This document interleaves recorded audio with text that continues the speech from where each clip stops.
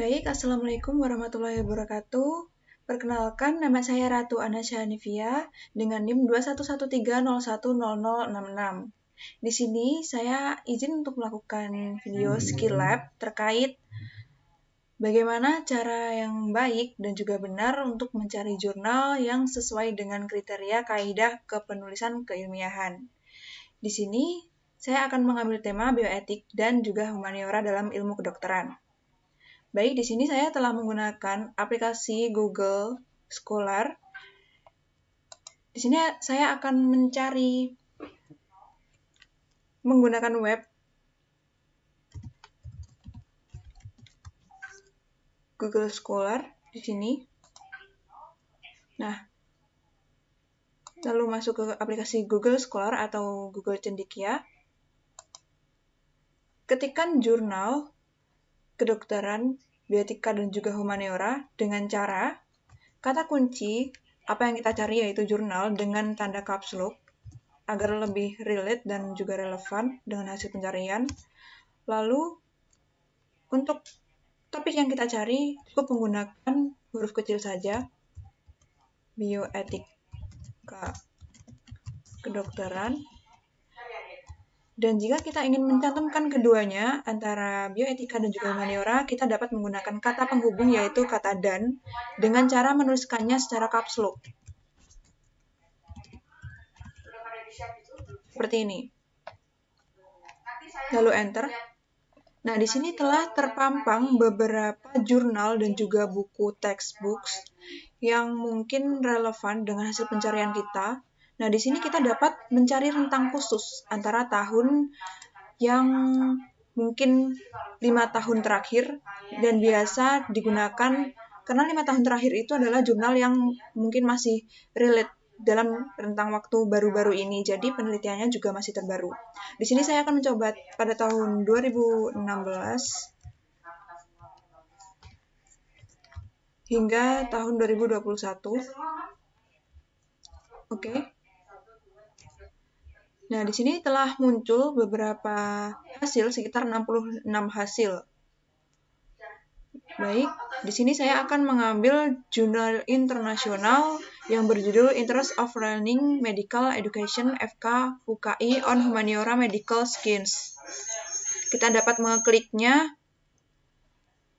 Nah, di sini sudah auto download ya. Jadi, di sini kita dapat langsung memperoleh jurnalnya secara langsung, secara offline. Nah, di sini saya dapat mengakses jurnalnya.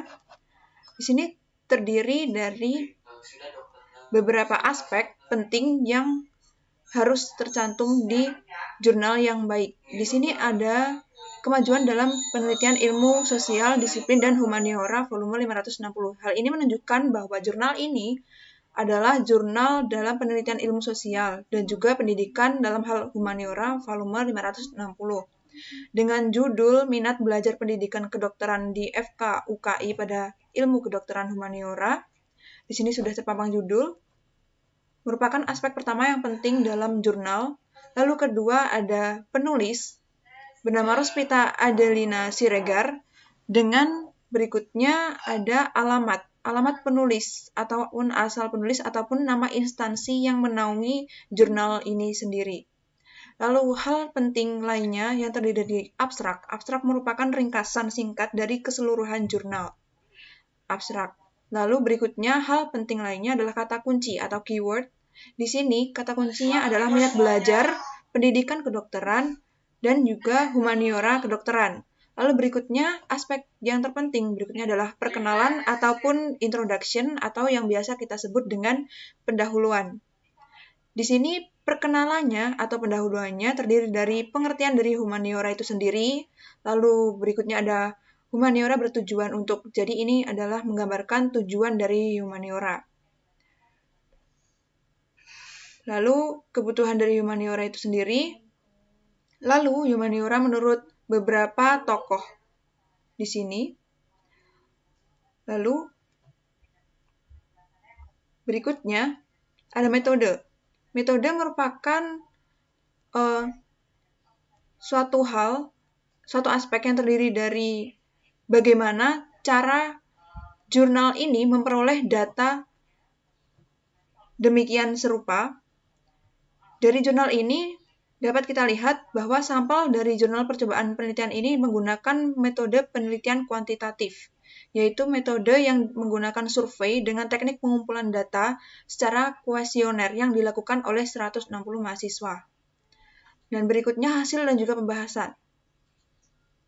Berikut ada skema bagaimana penelitian ini dilakukan, awalnya dari stimulus yang dilakukan oleh individual, lalu di sini ada terdiri dari beberapa aspek, experience, recession, understanding, interpretation. Lalu berikutnya mendapatkan action. Baik, di sini ada persentase-persentase hasil dari pembahasan atau result.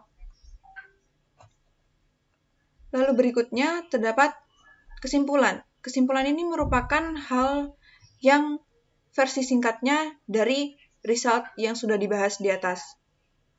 Kesimpulan dari jurnal ini adalah menyebutkan bahwa perlu dikembangkan mata kuliah humaniora dalam universitas tersebut. Lalu indikatornya memberikan hasil, perhatian, minat, dan juga keterlibatan bagi mahasiswa. Metode pembelajaran yang dipenuhi berupa evaluasi blok untuk meningkatkan kemampuan level mahasiswa. Setelah mengambil kesimpulan, berikutnya, aspek terpenting adalah referensi. Referensi adalah sumber-sumber, baik itu textbook, jurnal, ataupun artikel yang digunakan sebagai pedoman dalam menyusun jurnal ini.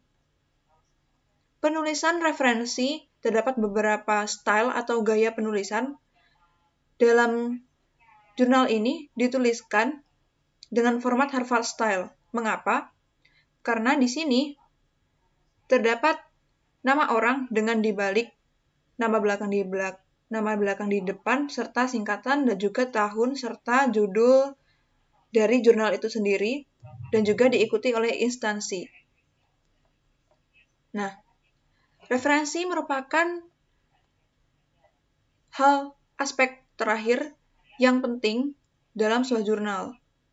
Jadi dapat disimpulkan bahwa jurnal yang baik setelah kita telaah itu terdiri dari judul, lalu penulis, instansi atau alamat penulis, lalu terdiri juga dengan abstrak, keyword atau kata kunci, lalu pengenalan, pendahuluan atau introduction,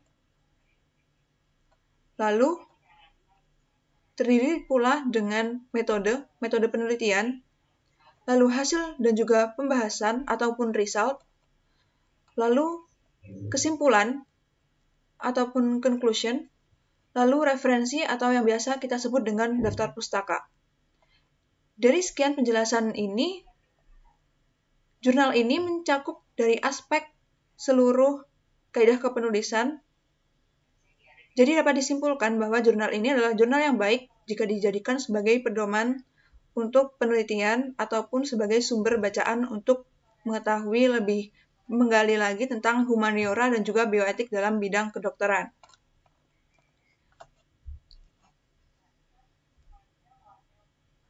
Baik, jurnal ini juga diakses pada tahun 2020 dan launchingnya pada tahun 2021. Biasanya jurnal yang baik juga memiliki hak cipta yang diterbitkan oleh suatu instansi. Baik, sekian penyampaian penjelasan bagaimana mencari jurnal yang baik sebagai pedoman dan juga referensi. Saya Ratu Anasya Hanifia dengan NIM 213010066 mengucapkan terima kasih. Semoga konten ini dapat bermanfaat bagi kita semua. Terima kasih. Wassalamualaikum warahmatullahi wabarakatuh.